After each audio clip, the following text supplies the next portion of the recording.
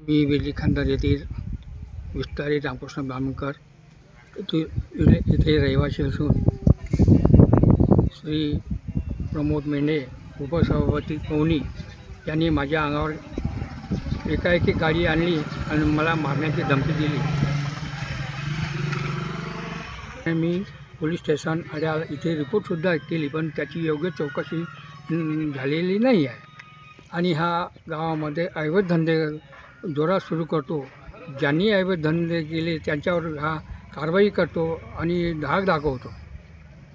आणि ह्या गावामध्ये गुंडगिरी विरोधीचा माणूस असल्यामुळे याच्या विरोधात कोणी बोलायला समोर येऊ शकत नाही. करता याची योग्य ते चौकशी करण्यात यावी ही विनंती. प्रमोद मेंढे उपसभापती विडली खांदा हा नेहमी अवैध मुरुम घरी जमा करतो आणि कोणालाही विकतो. तरी याची चौकशी योग्य ते करावी. अन्यथा आणि पोलीस स्टेशनलासुद्धा मी त्याबद्दल बातमी दिली. त्याबद्दल त्यांनी योग्य चौकशी करावी हीच माझी आग्रहाची विनंती.